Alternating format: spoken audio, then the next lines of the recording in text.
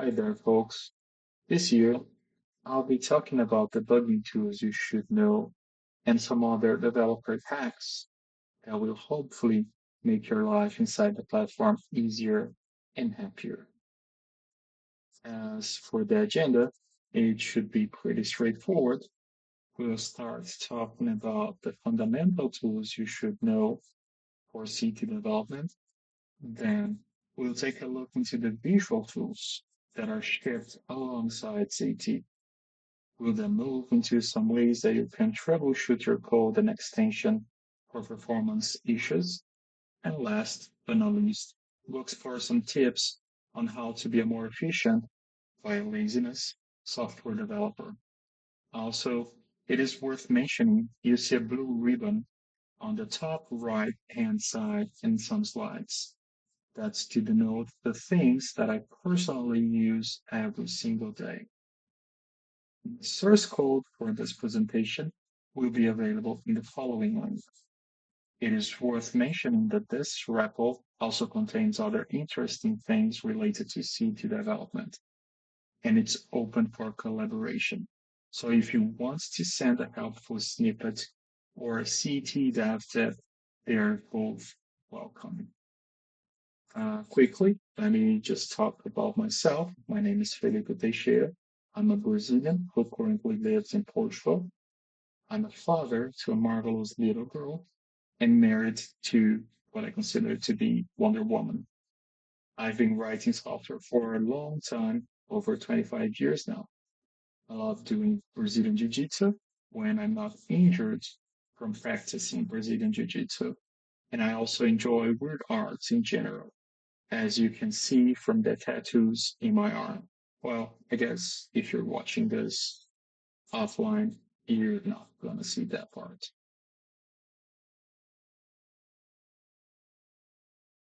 Let's get going and start from what might be the simplest form of CM code, file level closures. I honestly don't know if that's how Configure calls these things, but that's what they are. They are the easiest way to troubleshoot things and run quick tests. They are safe to keep as they are not part of the code's execution pipeline, except if you run the file itself. If you want to learn more about closures and how they are used outside of the CM landscape, you can access Mozilla's article on it by scanning the QR code in this slide. So here at the bottom of my file, you can see the set of curly braces that denotes my file level closure. As I said, anything and everything that you place inside the scope of the file level closure is only going to be executed once you run the file itself.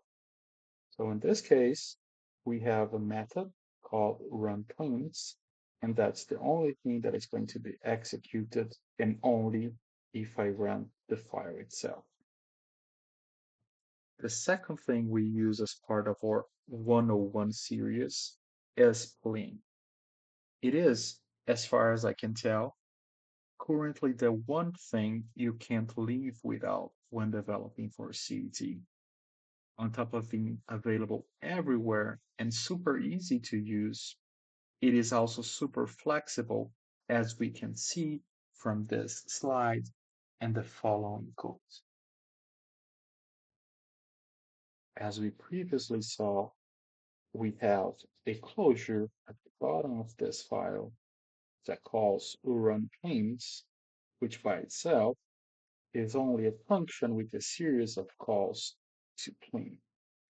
I think it's interesting to mention that clean is not really a method, rather, it is a syntax that reads whatever parameters you pass onto it and tries to make sense of it in a way that output generated by that call is as useful as possible. So as we run this call, you're going to see that the output is actually a little bit different between the different ways that we can uh, leverage the syntax for. Moving on, we'll get to talk about CFD. It is great to quickly inspect at a glance directly in your calls the data you're receiving at that particular point in the code. It is especially helpful for calls inside classes as well. Back to the code here, and we're now calling a function called run tracers. That function is now configured to call another function called run CFD with different parameters, and then create an instance of a class and call a method called run. This is interesting because it will allow us to see, as you can already tell from the output here on the right-hand side, the different outputs or results for when the CFD call is placed inside a regular function or inside a method of a class.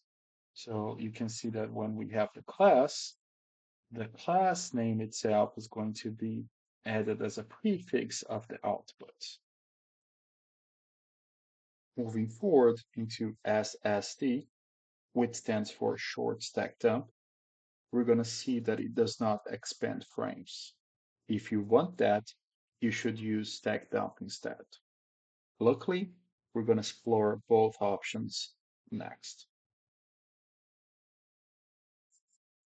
As we can see, stack dump does print more relevant information as far as where in the code that call is being placed. So again, at a glance, you can quickly and easily see what is happening and where in the code those calls are being made. Back to the code, and you're going to notice that we've changed the run tracers function to call a different set of functions. Now we're going to use the run SSD and run SD and see the difference in the outputs of the two variants. So on the right-hand side here, please disregard the errors in my output. That's just noise from the current Visual Studio extension that I'm using. But you're going to see the first set of things or outputs is coming from the run SSD. So it shows you the stack all the way through the beginning, but basically it only gives you the top level stack information, whereas in the calls for SD, you actually get to see more and have a deeper understanding of the context of where the call was placed. USD is a very cool option to inspect your code, whilst removing duplicates and noise in paths that might get hit a bunch of times in a row. Back to the code, and we've changed it again so we can have a proper example of how USD is meant to be used. First and foremost, I've defined the ID for the set of data that I want to capture. In this case, it is just a string that I've stored in a constant right here. So as you can see, that is being used throughout this particular file to identify and make sure that I only collect and look for the calls that are marked with this particular key. Then I use the reset equals to parameter to ensure that whenever I get a subsequent call reaching this point, I'll restart the cache and I'll refresh all of that data that was previously stored in here so I effectively can see the results. Then I just iterate 10 times over a call to A3, which is itself just like a chain call all the way to where my original or my final USD call is placed.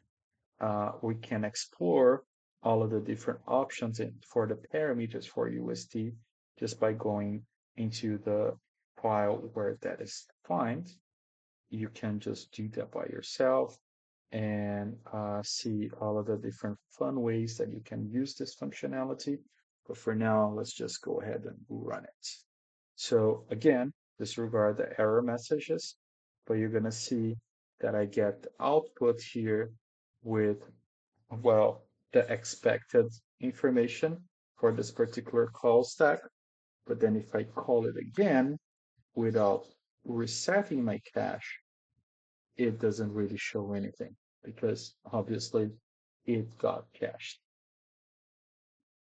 Finally, we have stack trace, which is particularly helpful if you want to have an in-depth look at the entire call stack until you reach your point of interest.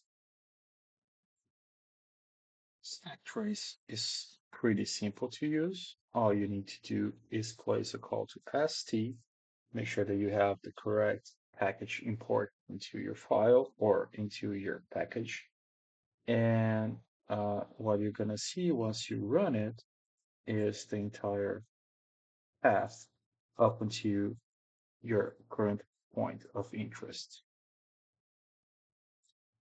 Moving on into visual tools, we're going to talk about memory inspection tool and how it can be used to allow us to visually navigate our objects in CET. The memory inspection tool is probably the most powerful and versatile way to troubleshoot your objects. All you have to do to access it is to hold down the Alt key in your keyboard and click literally anywhere in CT. It will show you a list of objects that are present on that particular point, and from there, you can choose to either explore that object's data in memory or to see the code where that class was defined. And here, you can see that I chose the thick surface, and these are the informations that are available or are stored in memory for that particular object. And if I click on the name of that class, it will actually just show me the class itself where the object uh, was defined. Another way to trigger the inspector is to call inspect on top of any object. So in this case, I'm just fetching for any active window and I'm going to inspect it in CET. As soon as I run this code, if I go into CET, I'm going to see the inspector for, in this case, just a Boolean because I don't have any active window. So it actually inspected the value that came from that call, which is pretty neat. Also, as part of the visual tools, we can navigate into the model performance dialog by holding the Ctrl, Alt, Shift, and F12 key in our keyboards. As soon as you hit Ctrl, Alt, Shift, F12 in your keyboard, you're going to be facing the Release Debug dialog. That guy is just massive. The one button that I suggest you to be familiarized with is the model performance button. So as soon as you click it, it is going to read the data from your drawing and provide you with a very cool and intuitive report of what's good, bad, or so as far as polygons, quantities, and LODs. So all sorts of very helpful information about the models in your current drawing. Another very cool visual tool available in CT is the Catalog Data Browser. If you have a data snapper, you definitely want to check this guy out. The DSP data debug dialog can be easily accessed through the Functional tab in the CET Developer section in CET. All you have to do is click on it and point and click to a snapper that exposes or consumes data from the catalog. So in this case, I'm just clicking on the locomotive And as you can see, here it is. Moving to the vessel tracker or animation tracker, depending on who you ask. This guy, as the name implies, allow you to track both the vessels and animations in your drawings with ease. Let's just go ahead and start our vessel tracker dialog. And from now on, every single animation or vessel that starts up is going to be cached and visible inside this window. So for example, if I click on locomotive, you're going to see the animation and all of the underlying information about it being displayed automatically there. Another very important dialog is the debug graphics toolbar. This set of functionalities allow you to easily and visually navigate your symbols in an intuitive manner. The debug graphics toolbar is available inside the debug menu. Now just pay attention because alongside the debug graphics toolbar, you're going to find the graphics debug dialog. They do different things and they are meant to be used in different situations. The debug graphics toolbar can be accessed in there and it will show you this menu down below the views that you currently have enabled for your drawing. So from here, you can toggle everything from wireframes to LED colors all the way to the bounds of your objects. And my personal favorite, the connectors can now be visualized without you having to change a line in your code. Another very cool feature for the debug graphics toolbar is the ability to see the relationship between the DSP and your snapper position and sizes. The simplest way to track your software's performance in CET is to use p-time. It is a simple yet flexible way to measure and track the performance of sections or chunks of your code. When using the warning flag, keep in mind that p-time itself does come with some overheads. So as you can see by the slide, it might trigger p-time to clean out your performance as going over the time limit, even though what is really pushing it out is the p-time infrastructure. So for p-time, we have two examples here. One is just a simple sleep for 1 second, and one is a sleep for 1.5, almost zero point 0.6 seconds, but with a threshold for 1.6. Let's run both and see what comes out. So the first one came up, and it does came with a lot of overhead. The 787 milliseconds here, that's basically just p-time infrastructure and CT coming back from the sleep. But this guy right here, the second p-time with the threshold, didn't trigger at all. So, which is what we would expect in a normal situation because yeah, I told it to sleep slightly less than the threshold for the warning. Another very useful piece of infrastructure for performance analysis in CT is the use of probes. You can init probes and start them anywhere in your code and still get a very effective report afterwards. Let's look at how we can set that up so we can make the most out of the probes we have in our code.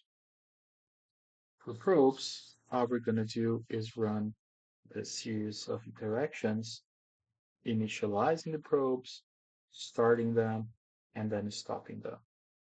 The init probe is mandatory.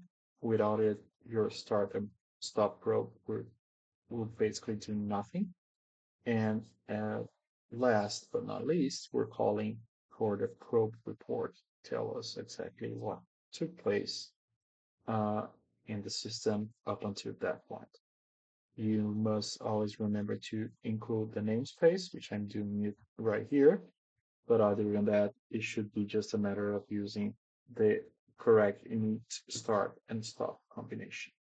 So running the code will uh, indeed call all of the chained execution that we have down below, and we're going to be able to see each and every result for each and every probe that we called. So the number of calls, average time per call, so on and so forth.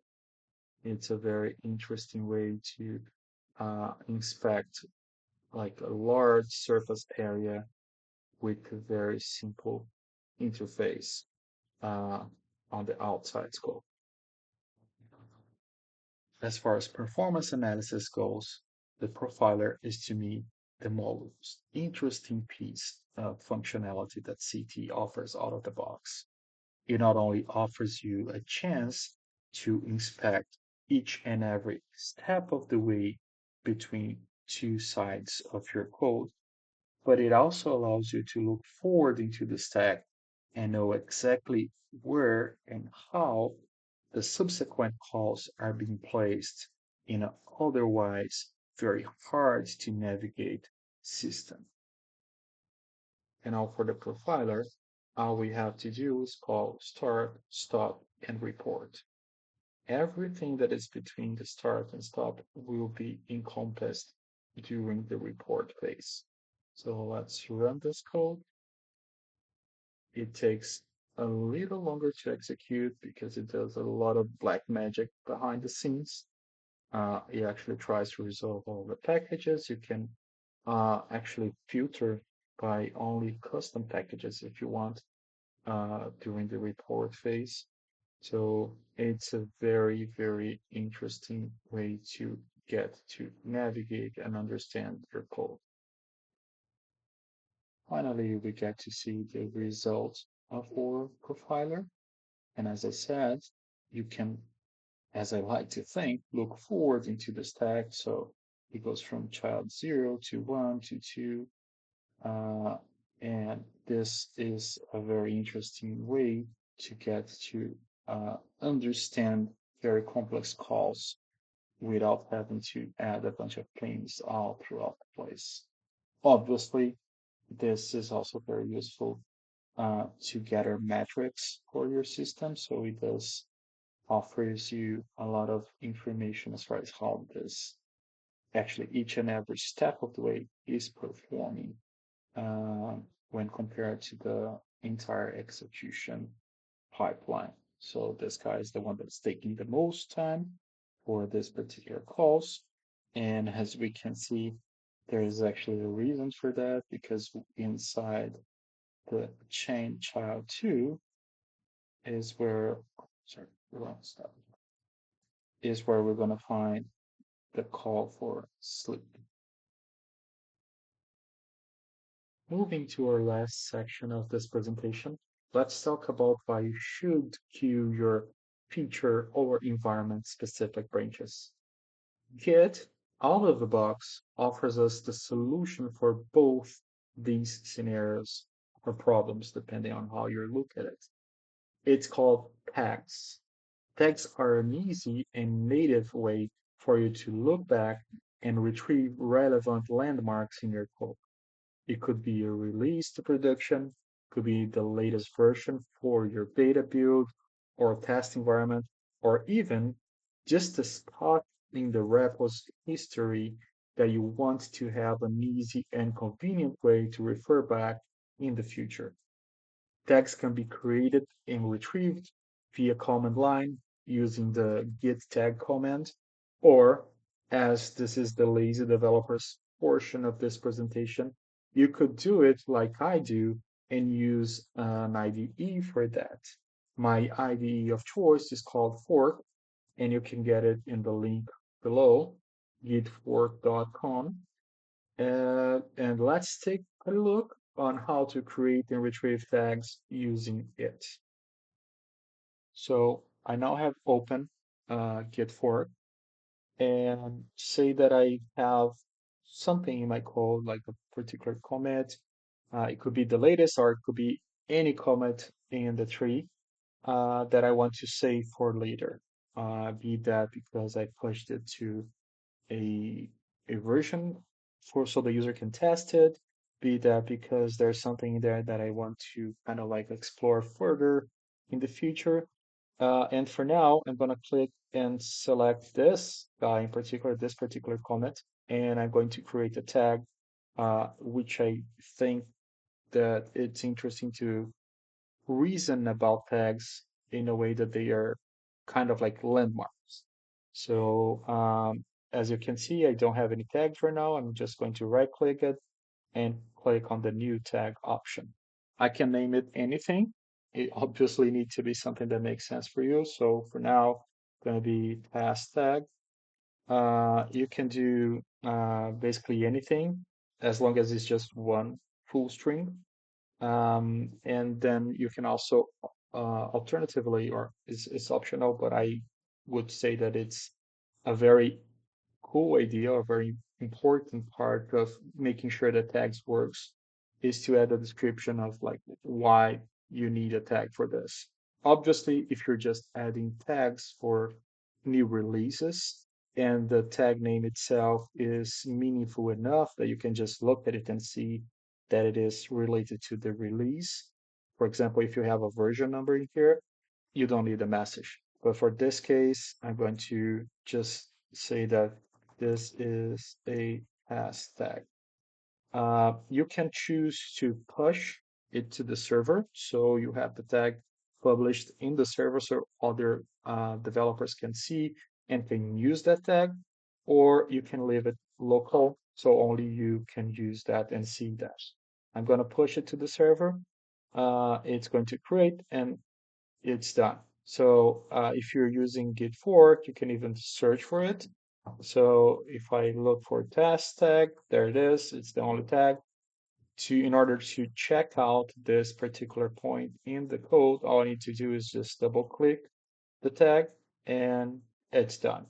Obviously, if I create a tag by mistake, say that I have the wrong comment that was originally used for the tag, or the tag is no longer relevant, I can just obviously just go ahead and delete the tag as well. You also get the chance to say whether or not you want to delete it locally or also from the remote. I'm going to delete it from both sides and it's gone. This is one of my favorite topics to talk about today. You probably heard by now or even watched Tyler's presentation on the new configure supported Visual Studio Code extension. So all I can think about is welcome to the party because that uh, that tool that binds CM to Visual Studio Code, and from everything that I've heard so far, because I honestly haven't had the opportunity to test it myself, the one the configure offers, the one that exists today, and the data I'm recording this, which was created by Tyler himself, is awesome. It's fantastic. It's something that I cannot live without. So I can only think that once now that we're migrating into an extension that's supported by Configure, it can only get better. And it seems like they are very open about hearing feedback and trying to make that as good as it can be. Adding breakpoints. If you don't know what breakpoints are, you are in for a ride because that changes everything. And I'm not being hyperbolic here. It is a game changer.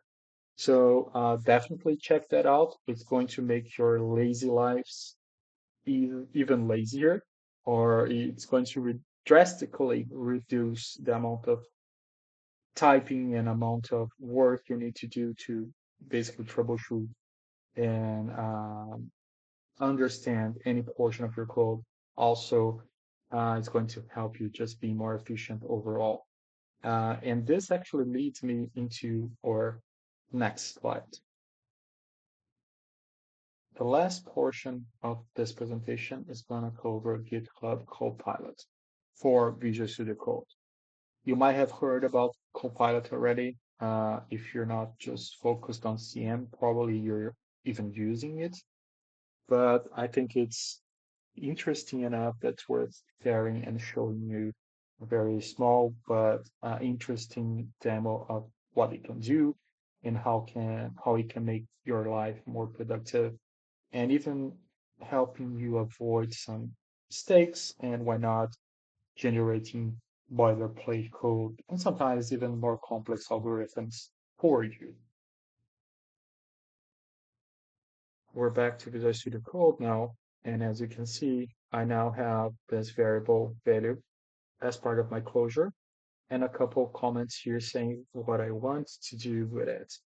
It's important to say that GitHub Copilot was never properly trained in CM, so it doesn't know all the ins and outs, but it can infer based on the scope and the project that you're working on, the files that you have open, what is the proper way to write code for the platform. So for the first line here, just as I hit enter, you're going to see that it suggests the code that will perform the task that was described in the line below. So I just need to hit tab, and this is now part of my code. And the same happens for the print out the value. The interesting thing here is that you're going to see that Copilot uses plain because it knows or it learned that plain is the correct way to print out values in CET.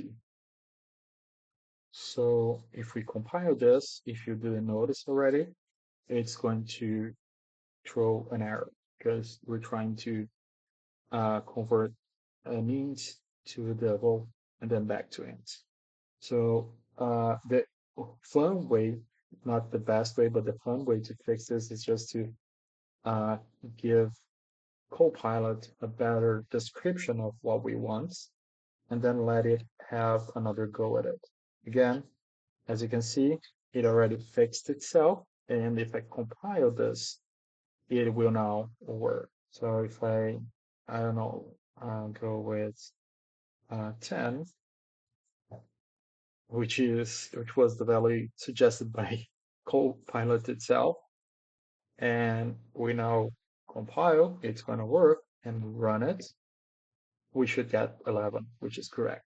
So this is a very easy way to obviously in a very simplistic uh, scope show you the possibilities for Copilot when used inside of Visual Studio Code and even in conjunction with CM. And that's pretty much it.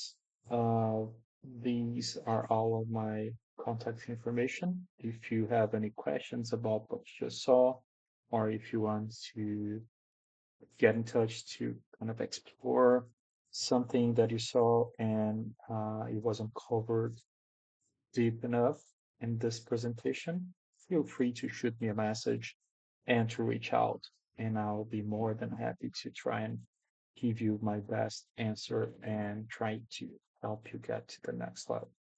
Hope you have a fantastic day and to see you again.